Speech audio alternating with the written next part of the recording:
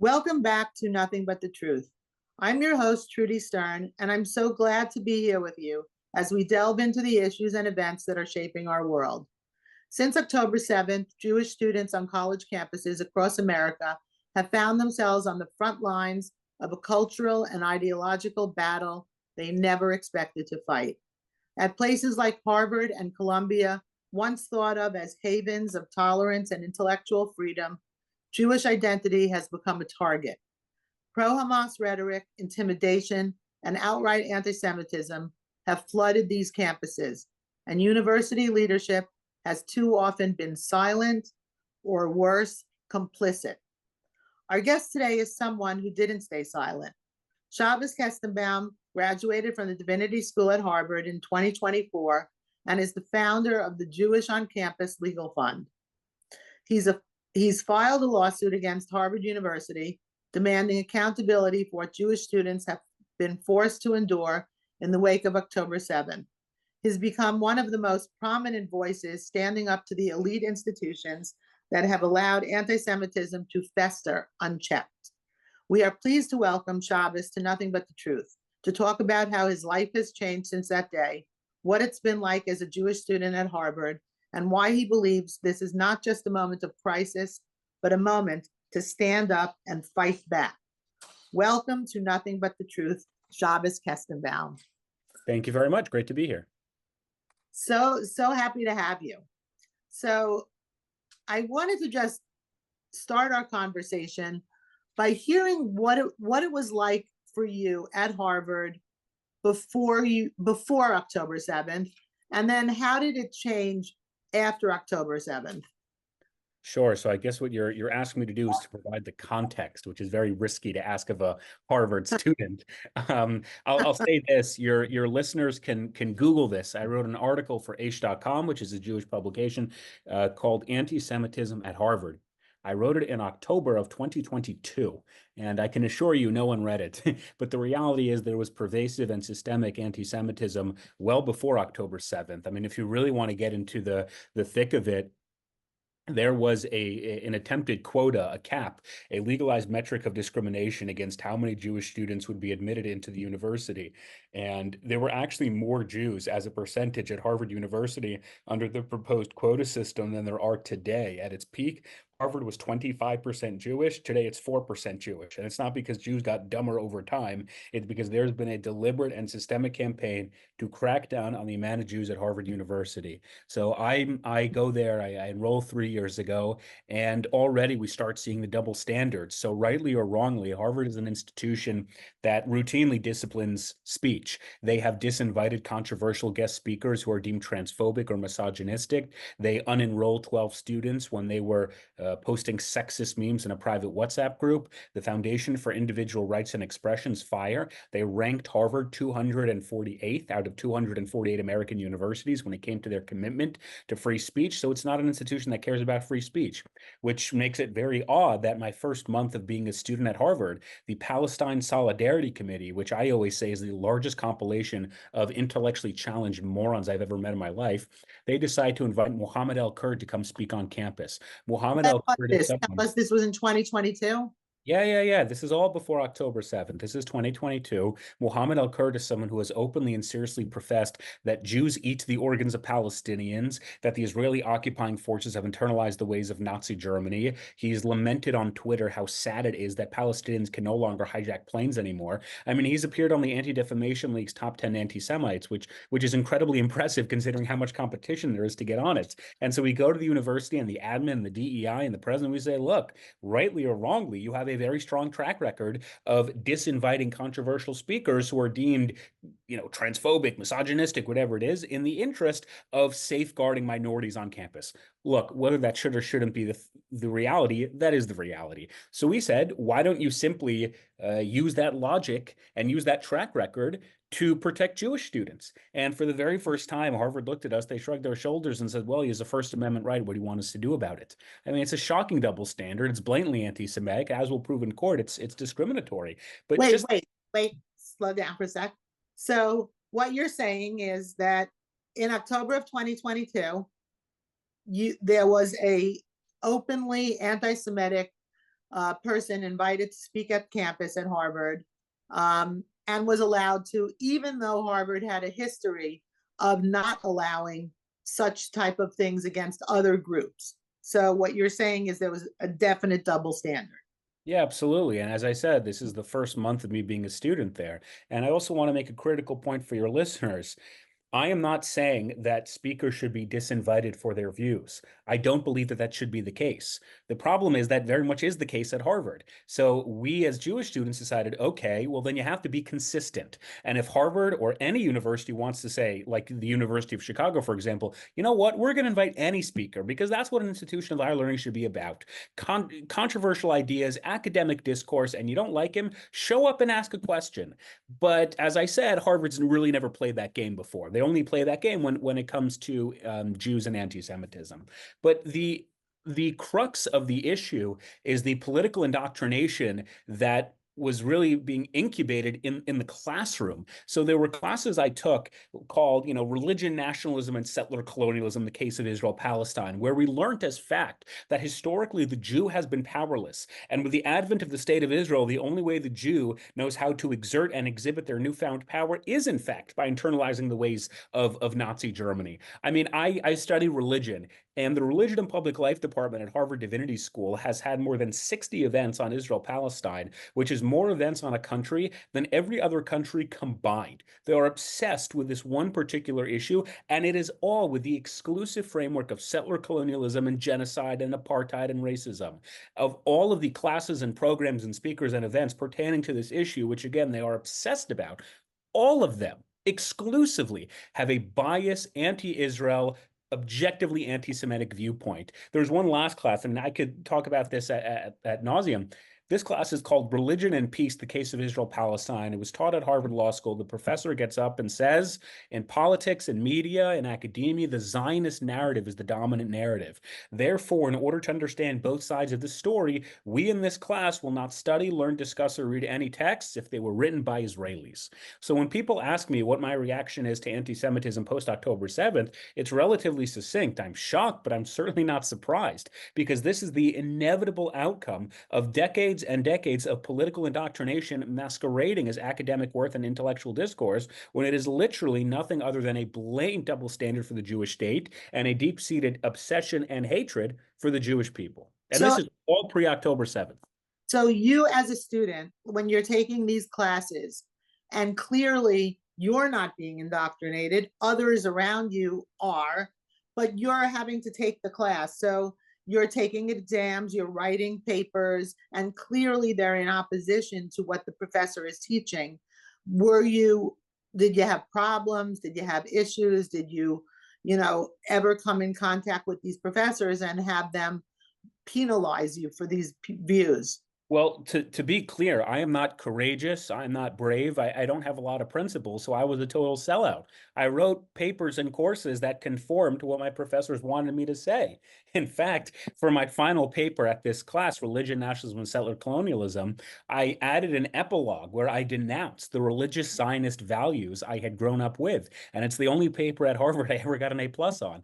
So I was not particularly courageous. I felt conformity was the best solution. I was really just there to get a grade. It wasn't until October 7th that I realized I had to stop lying to myself and I had to stick up for other students around me, including myself. But the pervasive groupthink mentality was overwhelming, and again, it was almost instantaneous.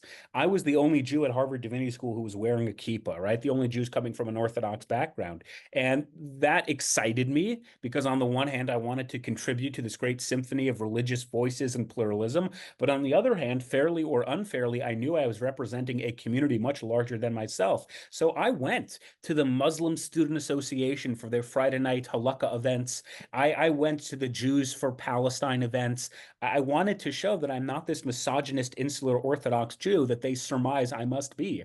I was, ultra liberal, ultra progressive, ultra woke. I did all the things that a good progressive student is meant to be doing. Were And you were you accepted by the other students in the grade? I was accepted so long as I was doing that. It was only after I actually started to speak how I felt, then I lost radically, I mean, very, very quickly, almost all of my Jewish and non-Jewish friends at Harvard, very quickly. So did that happen after October 7th? Yeah, I mean, to be clear, it is important to talk in the framework of pre and post October 7th, but the reality is this started on the night of October 7th when 34 student groups at Harvard University, ranging from like the Feminist Society to the Muslim Student Association, they're watching on real time in live TV the abduction of Jewish babies like Fear and Ariel, and as they're crying, and hoarded onto motorcycles into Gaza. They're watching the images of Jewish women bleeding from their private areas. They're watching these images of like these burnt, mangled, charred bodies. And the immediate reaction of 34 student groups at Harvard, which again are the allegedly best and brightest, is to jump out of bed, somewhere still in their pajamas, to draft what they called an emergency statement to blame Jews for the largest massacre of Jews since the Holocaust. You know how many times they mentioned or condemned Hamas in their statement? Zero. Zero. And this is why I always say, why do we care about Harvard and Penn and UCLA and Columbia? It's because these are institutions that purport to train the next generation of American leaders. And by and large, they're kind of right. It's not an exaggeration at all to state, statistically speaking, I probably sat in a room with a future congressman, a future senator, even a future president of the United States. And if these are America's future leaders, if these are America's future policymakers, if these are America's future authors that your kids and grandkids will read, I'm telling you, America's at a dangerous inflection point because, as I'm sure your listeners can attest to, yeah, these protesters called death to Israel, but they also called death to the United States. Yeah, they vandalized my Israeli flags. They also burnt all my American flags. Yeah, they took down the hostage posters of the Israelis. They also took down the hostage posters of Hirsch Goldberg Poland and Keith Siegel and Omer Nutra. So it is a pervasive issue that directly impacts and affects every last American living in this country.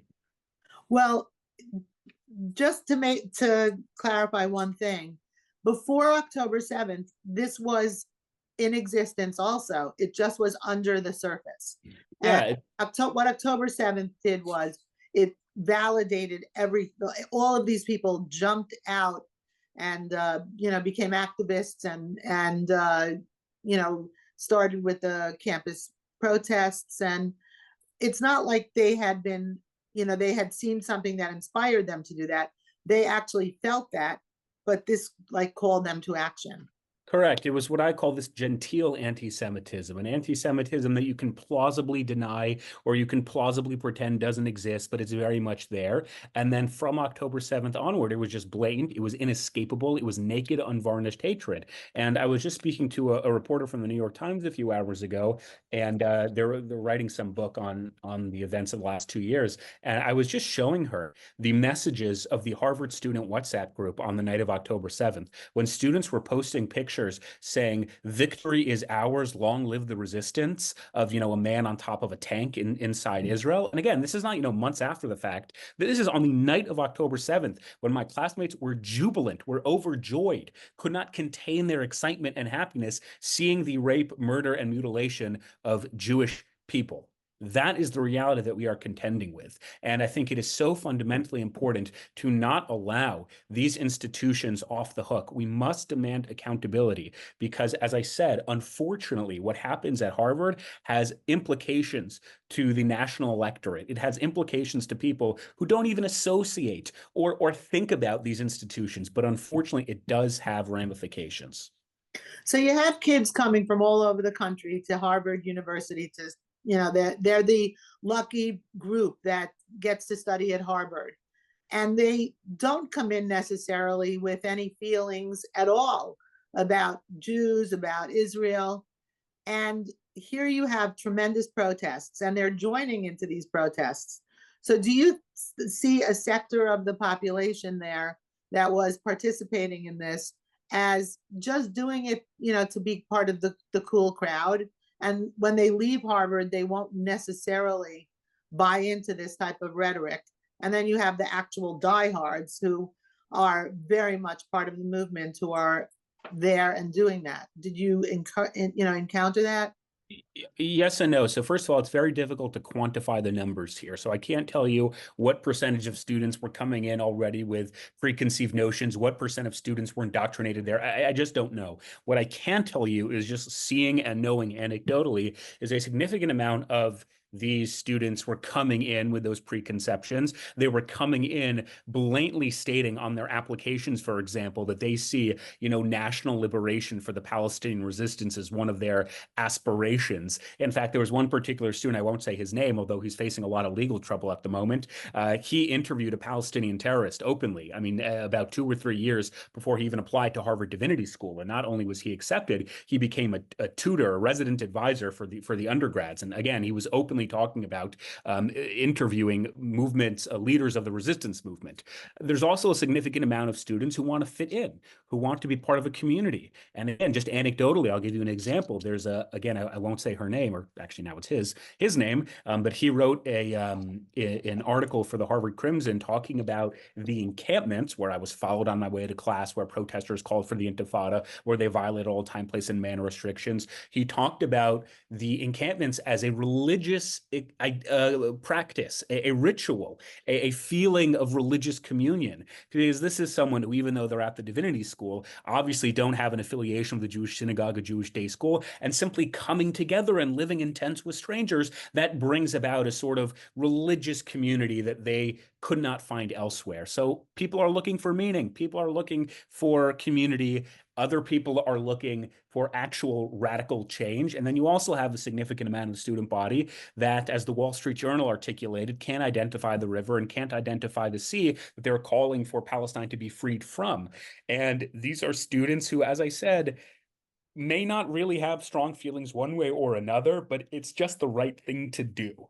And we Jews, both on campus and in the United States, have a tremendously bad PR problem. It's remarkable because Israel is the greatest decolonization experiment in human history. Israel is the progressive utopia that my classmates surmise Palestine must be. Israel is the place where gays are emancipated and women have equal rights, and it's a full-fledged democracy. But for whatever reason, we have so lost the information battle that you have students who genuinely believe that, yes, when I call for an intifada, I'm simply calling for the shaking off so there can be a democratic, peaceful coexistence between Arabs and Jews. I mean, it's just total fantasy that these students are living in. Right. Well, it is really terrible. It is just unbelievable uh, what has taken place since October 7th. However, obviously, as you've just made the point, this has been an indoctrination over decades, and it has now been uncovered. So, what was it like after October 7th for you as a student on the campus wearing a kippah? Did you feel that you were in danger? Were you taunted? Were you physically taunted? Yeah, so first of all, it never once occurred to me that I would take off my kippah. Number one, because my name is Shabbos, so it's pretty damn obvious I'm Jewish. And number two, I'm never going to accommodate other people's hatred, bigotry, and discrimination. So I did nothing wrong, and I'm not going to change as a result. I always say if someone wants to throw a rock through the house of my window, through the window of my house, it'll be annoying. I don't have the money to fix it, but that's not on me. That's on the assailant who threw the rock through the window. Jewish students, not just at Harvard, but across the country, need to understand they have no one to apologize to. They have nothing to apologize for. They should not change their behaviors, their attitudes, their actions one bit. And in terms of the practical, what was transpiring, I mean, look, there was a staff member at Harvard who vandalized all of my hostage posters, writing on Kfir Bibas, quote, his head is still on, where is the evidence? Writing on Noah Argamani that Jews are best friends with Jeffrey Epstein, who then challenged me to debate him in an underpass as to whether Jews orchestrated 9/11, and then posted a video of him waving this plastic machete with a picture of my face saying he wants to fight, and then told me on Twitter that he's coming after me. He's coming after more than blood. And I told the university that this was happening. I asked them what they were going to do as a result, and they never once responded to me. So I had to have private armed security outside my house for a week. I had a guy with a gun follow me to Harvard Chabad to make sure I was okay. That's Wow. not normal. And Wow. no student, Jew, Christian, Muslim, black, white, should ever have to go through what I and the other plaintiffs in our lawsuit had to go through. Well, Again, that's just one tell us about anecdote. your lawsuit. So you do have a lawsuit. First of all, for those of you joining late, we are here with activist and leader Shabbos Kestenbaum. So tell us about the lawsuit. Sure. So we filed a lawsuit against Harvard last January pertaining to their obvious civil rights violations of Jewish students on college campuses, in particular, their violations of Title VI of the Civil Rights Act, which basically prohibits public institutions that receive federal dollars from discrimination based on three categories, being one of them being national origin. Harvard's response when we filed the lawsuit was not to come to the negotiating table, was not to apologize, was not even to recognize the reality of anti-Semitism. They filed a motion to dismiss with prejudice, meaning they were asking a judge not only to toss out our lawsuit, but to set a legal precedent so that no Jewish student in the future could hold them accountable for anti-Semitism. When we filed an amended complaint in, I think it was May or June, to reflect the increasing acts of anti-Semitism like the encampment, Harvard did the exact same thing. No apology, no recognition, no negotiating table. A second motion to dismiss with prejudice. And our judge, Judge Richard Stern of the Federal District Court of Massachusetts, he issued a 25-page scathing ruling, writing in part, quote, "The facts as pledged show Harvard failed its Jewish students." He rejected Harvard's double motions to dismiss. And as of today, we're the first case in American history pertaining to the civil rights violations of Jewish students on a college campus that's actually going to trial.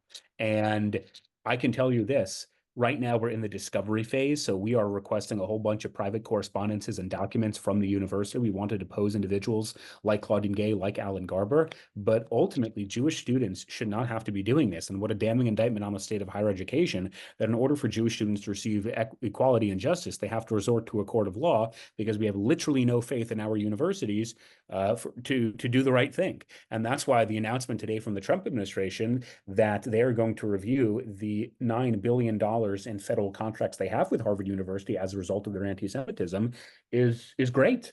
And I only wish that when we were asking the Biden administration to do the exact same thing, I only wish he would have listened.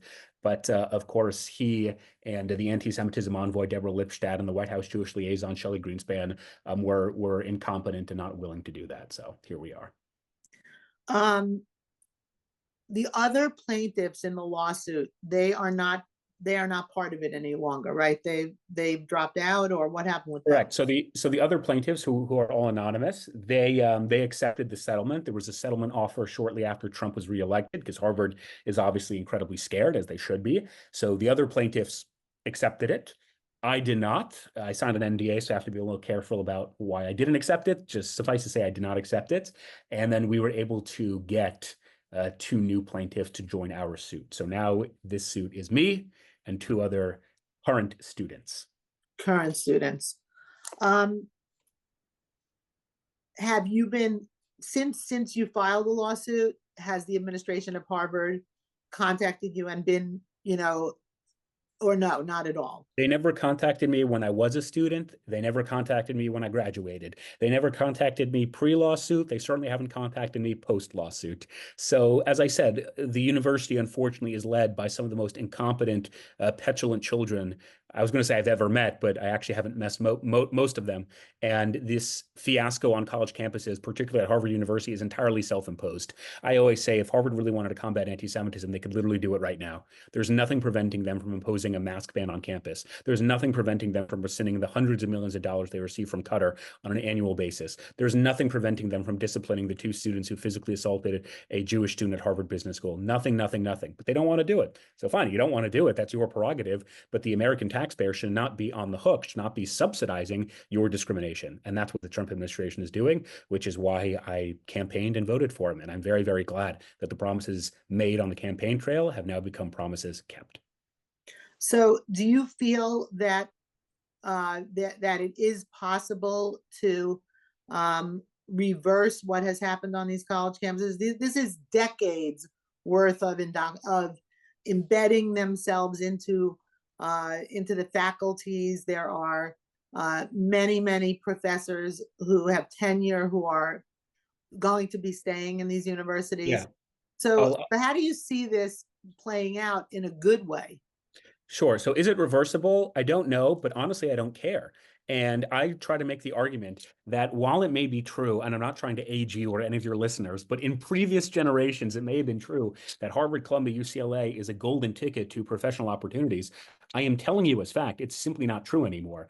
People, especially parents, they'll say, no, we need to send our kids to Harvard now more than ever so they can have a seat at the table. I'm telling you, the table's not at Harvard anymore. It's moved elsewhere. There are really great institutions of higher learning in the United States: University of Austin, Texas A&M, Georgia Tech, University of Florida, University of Miami. And they're not named Harvard and Columbia and Penn and UCLA. So can Harvard change?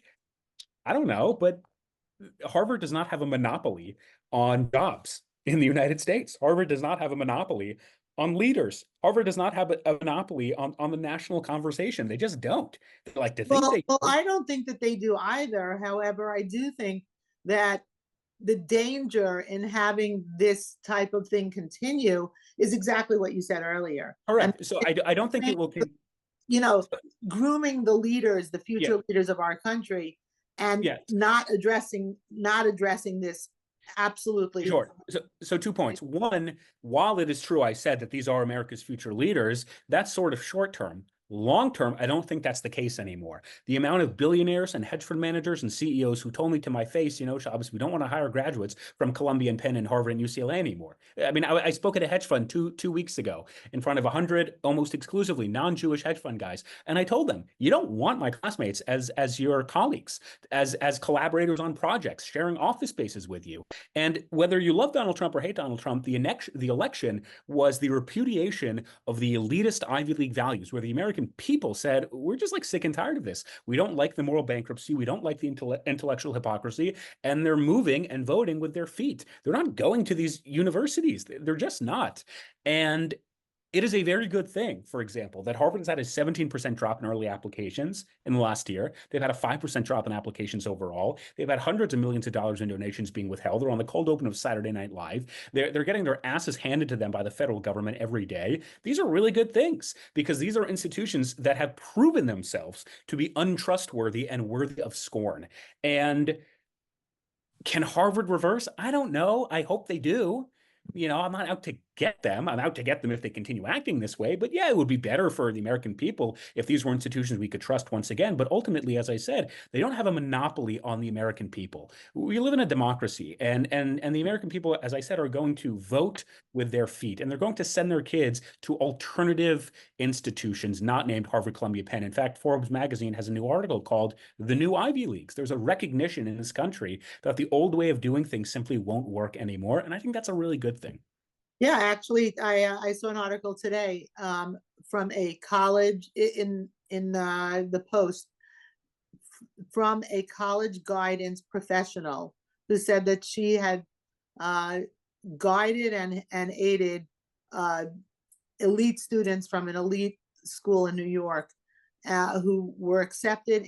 10 of them were accepted into Columbia University, and none of them are going. Yeah, so I think that what you're saying is absolutely true. What would you tell parents today? Would you say, stay away from these schools? Would that be something that you would advise? Like I know it's probably a little hard for you to imagine, but if you were a parent of a college student or a person in high school, would you want them to go to these schools? So, with the exception of Columbia University, which is an incubator of absolute stupidity, I'm always hesitant to tell people where they should or shouldn't go. Again, with the exception of Columbia, no one with half a brain should go there. And, if I ever become an employer, which I don't think I will be, I would have a blanket ban on anyone who goes to Columbia from 2025 onwards. If you were there when this madness was happening, that's one thing. But to actively go now, I question your judgment, and I wouldn't want you working for me. Why is that? Tell me why that is. I mean, where do I begin? Columbia University is the absolute manifestation of everything wrong in this country. They willingly accept students who call for the eradication of Western civilization. They refuse to discipline their professors and students who burn American flags, who smash windows, who send police officers to the hospitals, who take maintenance workers hostages. I mean, I have friends at Columbia University, and I go there a lot to protest, but the stories they tell me are simply horrific. And the fact that this is an institution that has had 3 presidents in the last 7 months, that refuses to take responsibility for their own actions, that, as I said, have enthusiastically, consistently accepted people who do not care about American values, who do not value American democracy. Why would I ever want someone who associates willingly with that institution? Again, if you did it pre-October 7th, it's not really your fault. But now that you know what Columbia is and you still decide to go there, I really question your judgment and your priorities in life. And I'm sure some of your listeners might be thinking, well, wait a minute, we have to fight anti-Semitism. We have to send our kids to Columbia and Harvard and Penn and all these places now more than ever. And my answer is always the same, which is if you really believe that combating anti-Semitism should be your child's sole focus, then move to Dearborn, Michigan, because there's a lot of anti-Semitism there. But oddly enough, I've never had a parent come up to me with that argument. If you truly believe that fighting anti-Semitism on college campuses is so important and your kid has to go there, then go to Rockland Community College, because they had an encampment that lasted way longer and was way bigger than the one at Harvard. But again, I don't see any parent making that argument. Why? Because they rationalize, I was going to say lie, which is true, but I want to be nicer. They rationalize and justify to themselves, no, it's because we have to combat anti-Semitism. That's not why. It's because they want their kid to go to Columbia.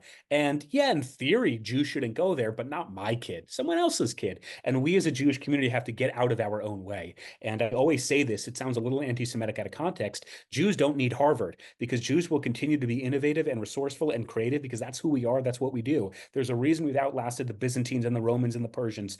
Harvard, on the other hand, really needs Jews. They really need Jews. And if they want to continue to accept a radical, loud minority who burn American flags, who call for an intifada, who disrupt our classrooms, go for it. But we're so much better than you. And I don't just mean the Jewish people. The American people are so much better than these silly institutions that have placated and acquiesced to the absolute dumbest elements of our society. And again, whether you hate Donald Trump, you love Donald Trump, the day after President Trump was reelected, Harvard professors canceled classes. They baked lemon squares for their students. They hired Sunshine the Puppet to console students. There was story time with Marty. There was basket weaving, and there were free massages. You want to be part of that environment? You want to be part of that institution? As a parent, I don't know if you'd want to spend that kind of money Right. to send your kid there. That would really be pretty awful. Yeah. Well, do you see Harvard having, like the fact that they suspended their relations or their relations with this university in Palestine, Yeah. in the West Bank? Do you feel that they are trying to make some sort of concessions in order to show that they are, Yeah, they're trying to show externally that we're making changes while internally not actually doing anything about it. So I'm glad you brought this up. Harvard has had a very long partnership with Birzeit University, which is in the West Bank. This university does not accept Jews as policy. You cannot go there if you're a Jewish person. This is a university whose student government, and again, all of your listeners can fact check me and Google this right now. Their student government is represented by which party? The Hamas party, overwhelmingly. This university is a frequent target of IDF raids because the student body continuously hides things like rocket launchers and RPGs in the classroom. So we tried getting Harvard University for years to end this partnership, and they refused to do it. So it's misleading to say that they ended the partnership, which I know, again, that's how they're spinning it, but it's not true. They're simply not renewing it temporarily, and they will make a final decision later on as to whether this temporary pause, which again, the program ends every semester anyway, so the contract was up, so to say, then they will decide whether we will re-engage with this university or not. And I would like to add, and I want to be careful because I signed an NDA, but I think this is public. We tried getting Harvard sorry, I just have to phrase this carefully. We tried getting Harvard to end this partnership, right? They refused. So we said, okay, well, don't you think it's a little odd that Harvard has an official partnership with a pro-Hamas, pro-terrorist Palestinian university, but does not have a single official partnership with an Israeli university, which actually are like leading universities in the world, Technion and Weizmann, Bar Ilan, Tel Aviv. And part of the settlement was we got Harvard to have an official partnership. They haven't announced it just yet, but they're going to have an official partnership with an Israeli university. So again, it's a step in the right direction, but the only way this happened and the only way you will get change continuously and in the future is lawsuits, it's federal funds, it's university endowment taxation, it's the withholding of donations, and it's not putting your kids in an environment where they need to hire Sunshine the Puppet to console students after an election loss. Well, this is really an incredible experience that you have gone through personally. And obviously it's changed the way, the direction of where your life would have gone. So where do you see yourself going now as a result of all of this? You've become quite a big public speaker. You spoke at the RNC. I heard you. I was there, and you were very, very good. Um, where do you see this leading you? It's a good question. Honestly, I take everything day by day. My brother actually just reminded me that I will be in Dallas on Monday, which I actually forgot about. So, I can't really think on a macro level, but I think whatever I do professionally, it will be in service of the community I know and love, and that's the American Jewish community. I have never been prouder to be part of the Jewish story. I've never felt more attached to the people of Israel, and I want to contribute in some small, measurable way to that story. And people always say, is the golden age of American Jewry over? And I always say, not without a damn fight. And that's what we're trying to do every day on the campus level. Really, just really, really remarkable. The experience that you've had and the maturity that you brought to it. And, they always say, a person has to stand up and be counted, and you certainly have done that. So, sadly, this brings us to the end of our show. And we really look forward to seeing where life will take you. You certainly will be, going someplace very significant. So, Shabbos, thank you for your courage, your clarity, and for standing up, not just for the Jewish students at Harvard, but for Jews everywhere who are watching this moment unfold with deep concern. Your voice is making a difference, and we're grateful you shared it with us today.